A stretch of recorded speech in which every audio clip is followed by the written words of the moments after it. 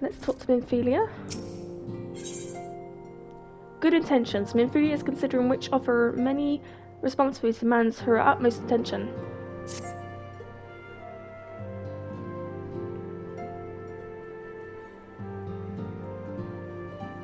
I am most eager to address the Asian threat. However, we dare not neglect our other pressing concerns. We both know full well that the Saint Shiva will not be the last primal we face, and our relationship with Ishgard is still tenuous at best. To think the revolution of the primal threat was once the sole priority of the Scions of the Seventh Dawn, some days I wonder if it's wise for us to take on so many responsibilities. Lest you forget about Incedient, the Scions need not shoulder the burden alone. Were not the Crystal Braves established for that very reason? True, we presented with multiple problems. However, we have all the resources we need to address them in turn. Violet, in particular, is ever a steady hand, who I trust will continue to support the Braves. To what do we owe the pleasure? Have there been further developments regarding the situation in Ul'dah? As expected, the Immortal Flames have been struggling to cope with the revelation that one of their highest-ranking officers was a Guardian agent. Suffice it to say, Tleddy and the Monterists have wasted no time in attempting to turn the situation to their advantage. Coupled with ongoing unrest, the Flames are finding themselves hard-pressed. Plainly, General Raubon needs our help, and I will direct the Crystal Braves to offer what support they can. If I am to stay abreast of these latest developments, the issue of effective orders, however, I cannot afford to waste time travelling back and forth. And so, for the foreseeable future, I think it would be best if I were to remain in Ul'dah, unless you have an objection. None whatsoever. We have matters here well in hand.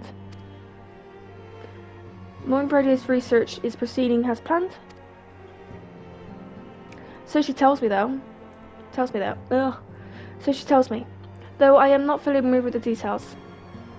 Uranji is poring over his tombs at the Wilkwaken Sands, and the others are contributing on their own ways. Last, the key problem, how to form the Evilica blade at will, remains unsolved. Nonetheless, it is only a matter of time.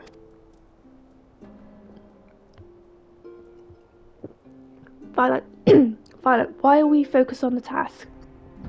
On that task, mayhap you could assist Alfred and his braves with theirs? It would do much to restore the faith in the Immortal Flames if the warrior light was seen working on their behalf. Never forget that your esteemed status allows you to act in ways that those more tightly bound to organizations and nations cannot. As ever, I implore you to do so. Not that your response was ever in doubt, but I humbly thank you once more for aiding our cause.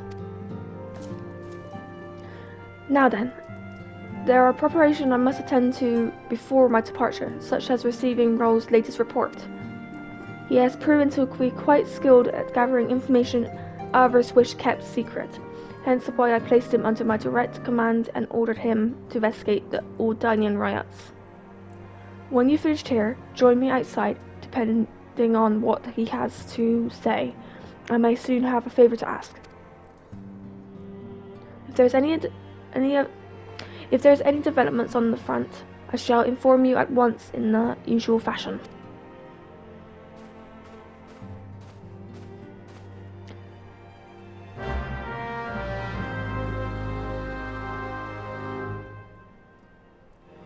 Okay, let's go find Roll.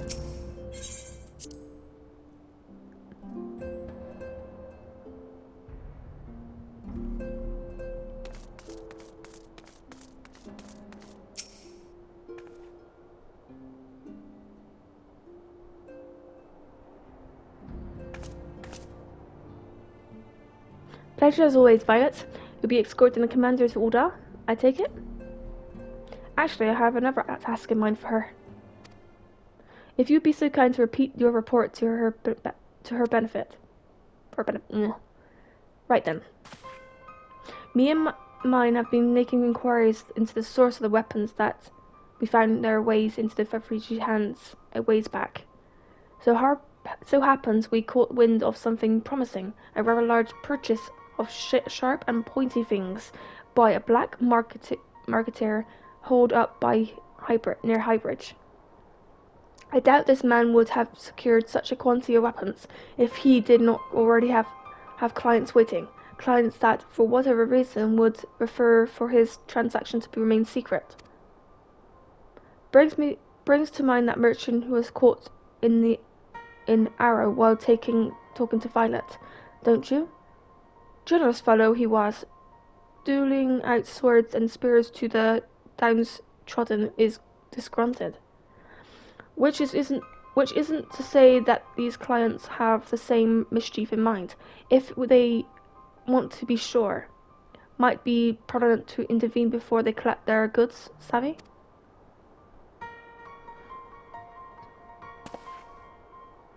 Seizing the weapons before they fall into the wrong hands would be for the best. However, if we strike at the appointed hour, we might capture the black marketeer as well as his clients.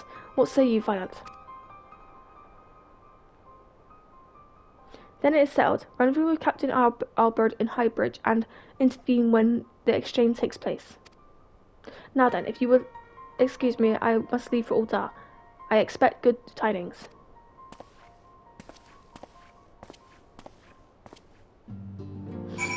Okay, let's go to Highbridge.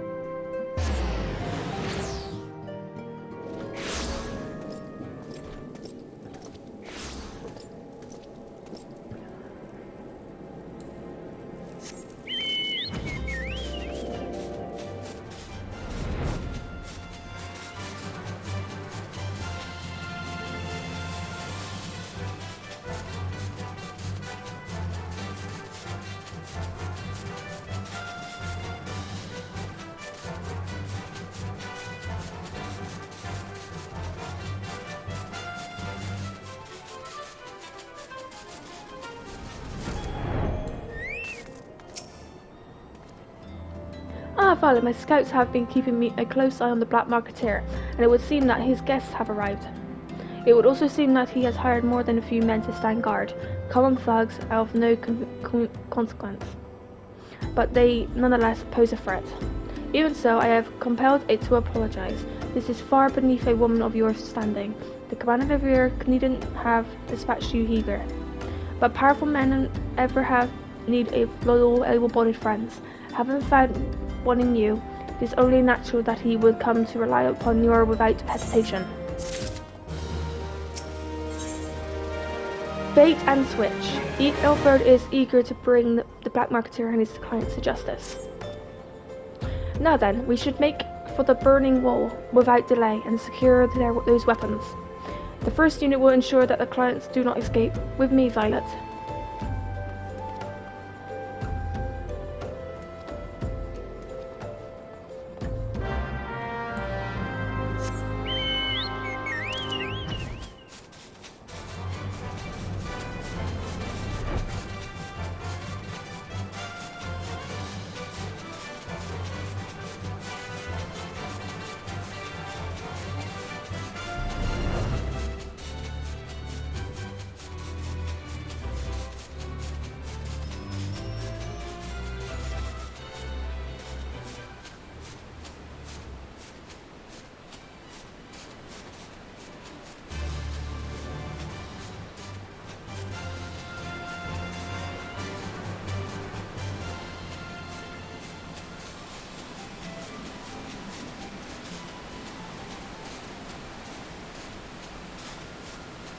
Where are they?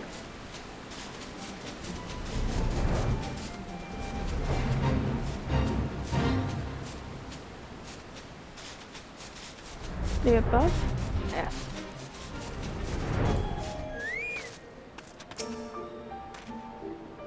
I spy one man, but there are sure to be others. I have a plan.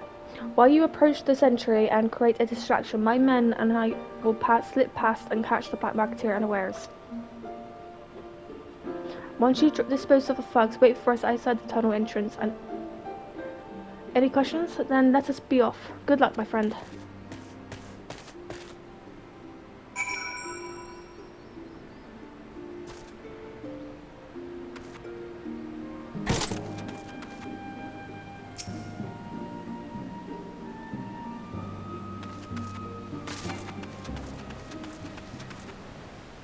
Who goes there? An adventurer? Damn fool, you should never come here. Oh, hello.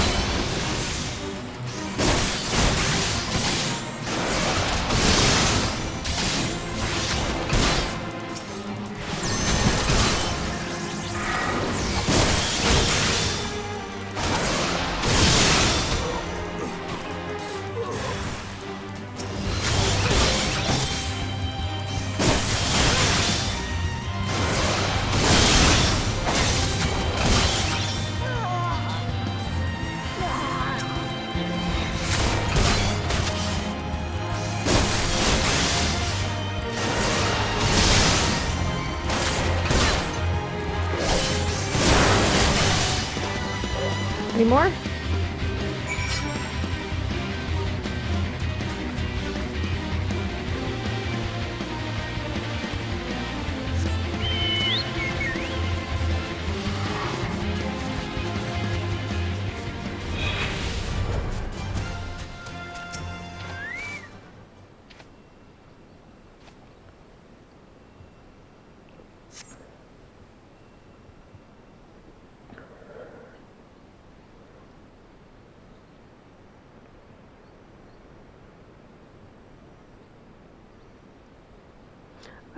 I don't understand. What was all this about?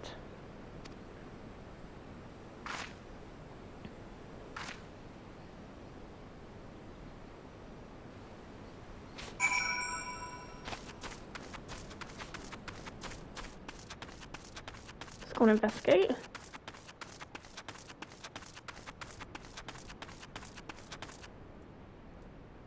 Interesting.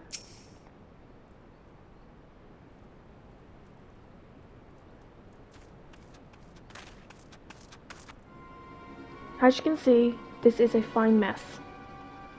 When I tried to restrain him, he drew a blade and lashed out, but before I could disarm him, one of his spawners panicked, and this is the result. How foolish of me to underestimate the bastard, and to bring an inexperienced recruit. Commander Lavier will be most disappointed. Damn it all. A golden opportunity wasted. As for the clients, though we know not how, they slip past our perimeter at present. The first is currently tracking a party of dust white sellswords we suspect may be them. Would that we could have enlisted the aid of the Immortal Flames or the Blast Blades. Alas, we're here to aid them. They're in no position to aid us. Well, at the very least, we have secured the weapons, yet even that accomplishment is lacking. For the information we received indicating a massive shipment, and this is anything but.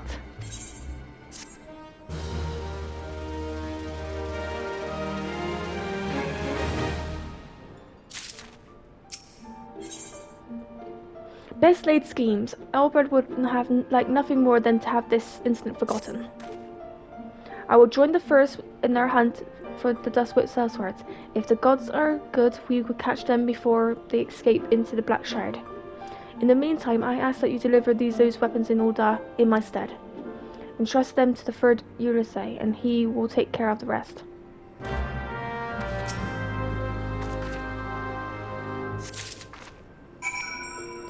Okay, let's go to order.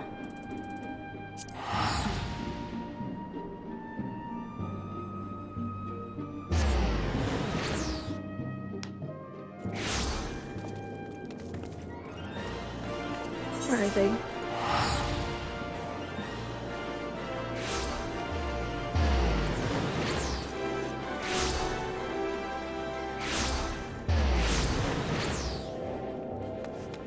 Good to the Weasel's Guild.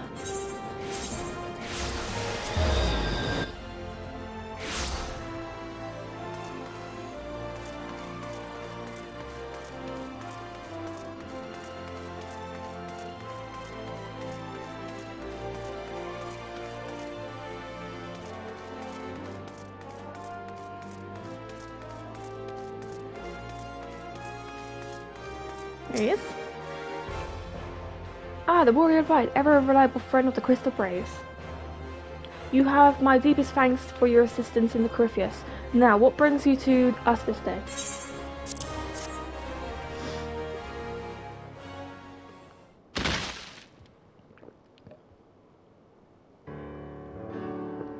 Gift of weapons from a certain black marketeer, courtesy of Captain Albert, you say? Understood. Once we carry out these contents, I have them delivered to the Hall of Flames. But cannot be everything, can it? So Rose stated that with confidence that there would be a far greater quantity of weapons. The blatant falsehood. Clearly Rose is fulfilling with the ways of all the undone merchants, who ever strive to present themselves as greater than they are. He should be thankful that his information was not completely on us, and that we managed to achieve anything of worth at all. It's something worth celebrating, isn't it, Lieutenant? Besides, we got more important things to worry about, like fighting those guardians up north. There will be no fighting if I have anything to say about it. Our orders are to stand watch and not seek glory in battle. If you have no further need of us, then I will take my unit to the Calstrom processing plant. Time for the fourth to earn their keep, eh? Fight well, Alan, for the freedom of all.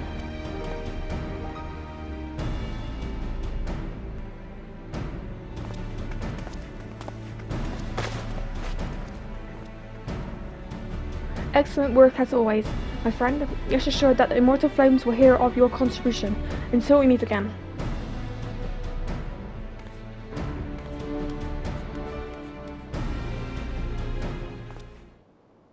Violet, a word if you please. Not here. Look for me in the Sapphire Avenue Exchange. No need for whistling this time. Don't you worry.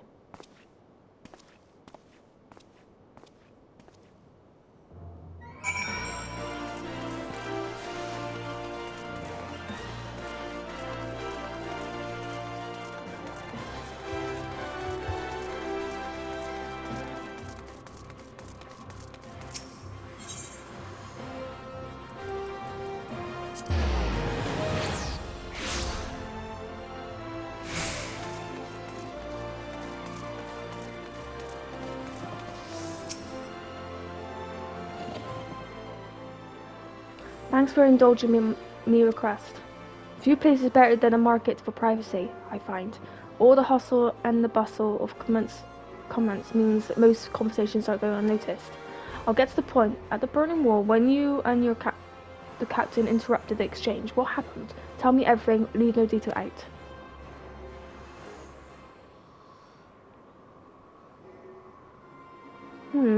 That's not quite how the first told it.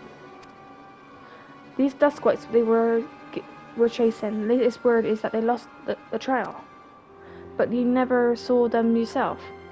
Not before the fighting started, and not after.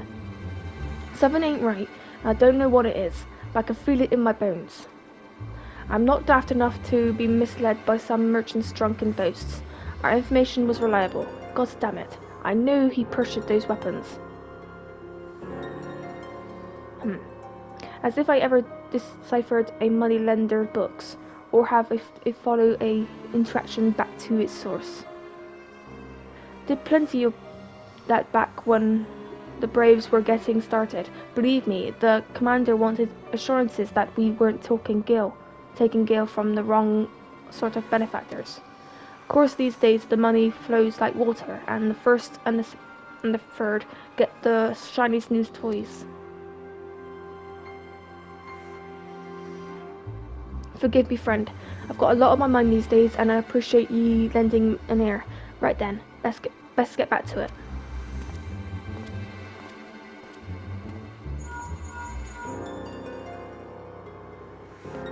Violet, can you hear me? This is Tartaru.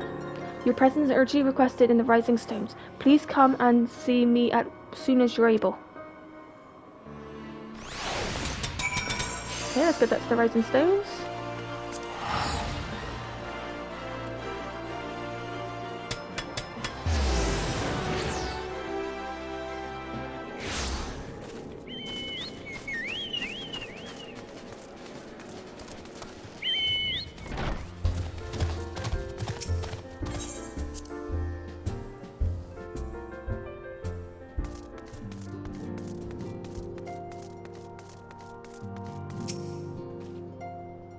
Thank you for coming so quickly, Violet.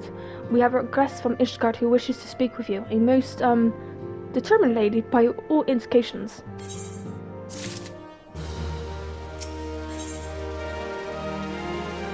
The Rising Chorus. Tartar seems eager to escort you to the Solar. Our guest is the women Azelian in the Solar at present. Let's not keep them waiting any longer, shall we?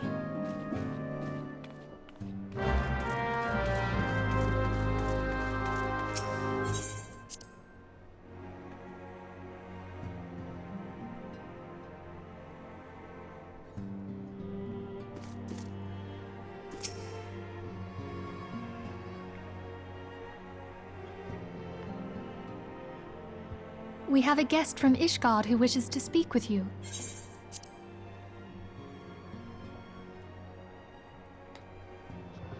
I believe the two of you have met. We have. I had hoped to speak with Commander Leveilleur as well, but I cannot afford to wait any longer. The Lord Commander sent me hither to request your aid in a matter of grave import. You see now why I had Tataru summon you. Now that we're all assembled, perhaps you would be good enough to elaborate on the nature of the matter which brought you to us. The Observatorium's astrologians have sounded the alarm. Last night, the Dragonstar burned with an intensity not seen in 15 summers. Not since the Dravanians engaged the Empire in the Battle of Silvertear Skies. The northern sky doth burn full bright upon the Wormlord's call. The red behemoth beckoneth, and flame consumeth all. The old Curthan rhyme, aye. The brightening of the Dragonstar is said to accompany the roar of a great worm. The astrologians believe that it was Midgard himself who cried out on this occasion. After an absence of centuries, the King of Kings did return to lead his kind against the might of Garlemald, only to fall in his duel with the Agrius, proud flagship of the Gallian fleet.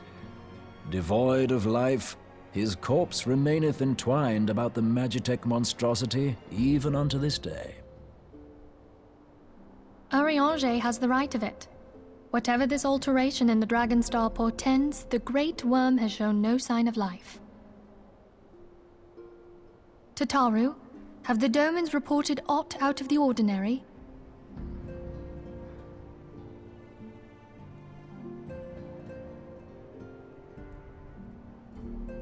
Correct me if I'm wrong, but if Midgardsormr had roared, wouldn't we have heard it here in Revenant's Toll? Roar is but a figure of speech. Dravanians can communicate in ways beyond our ken. It is for this very reason that we are forced to look for signs in the heavens. We cannot say with any confidence that a great worm roared at all, much less that it was Midgardsormr. Only by directly examining the Keeper of the Lake can we be certain. However, it will take too long to gain the Holy See's approval to dispatch the Temple Knights. Therefore, Sir Emric would entrust this task to you. Do you accept?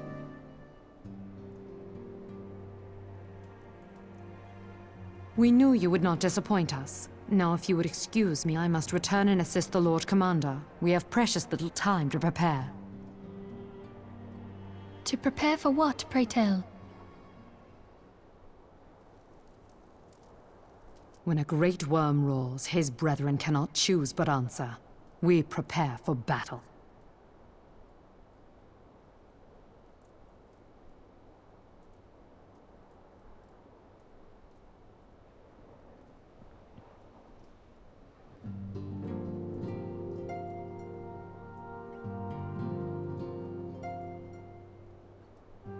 Forgive me if this state is aught which you already know, but I would assure that you understand the nature of your destination. Ernie stated that we now call the Keeper of the Lake is... What we now call the Keeper of the Lake is a wreckage of Angus, former flagship of the Imperial fleet. Ooh. 15 years ago, the next ship in the campaign of Rosa, Gaius van Belsar, attempted to seize control of Mordona, so massive was his force that all thought his victory was foregone conclusion. But an unlikely ally came to Rosa's aid that day. Midgar Somir, a legendary guardian of Silvertear Falls, burst through from beneath the waters of the lake and led a host of dragons against the guardian airships overhead. Ooh. And to ensure the struggle of the flagship, Callum engineers felt that it was trampled into the lake below. Yet the victory came at a great cost, for the explosion which followed claimed the life of the Great Worm as well. The same explosion transformed Silvertear Falls into the desolate wasteland it is today, draining the lake of its waters and crystallizing ether for miles around. Yet a remnant of the lake remains, and it is a center of constant reminder of the fateful day long ago. In accordance with Sir Emmert's wishes, our Doman allies have been standing watch over the Keeper of the Lake. It would be wise to speak with them before investigating the wreckage yourself. Be careful, my friend. We know not that dragon what dangers await you within. Now then, let us not neglect our own task. There is much to be done and precious little time to do it.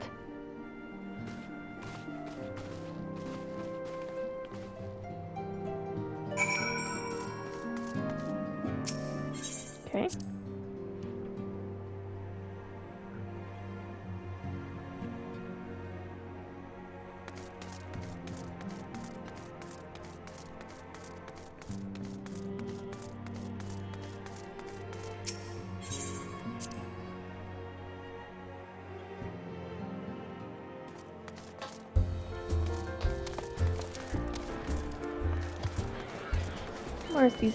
Where's the demons?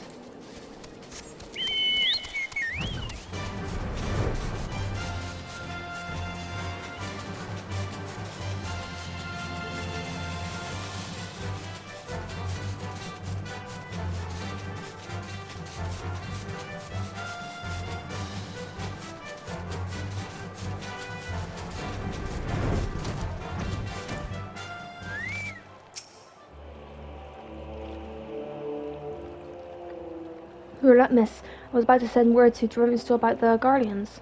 Of late, I've seen small airships, likely from Casham Sentry, come and go from the Keeper of the Lake, though I cannot say for certain at this distance. I could believe they may be salving something from within the wreckage. The Casham supply lines have been cut for some time, and I wager that they are desperately in need of spare parts and other equipment.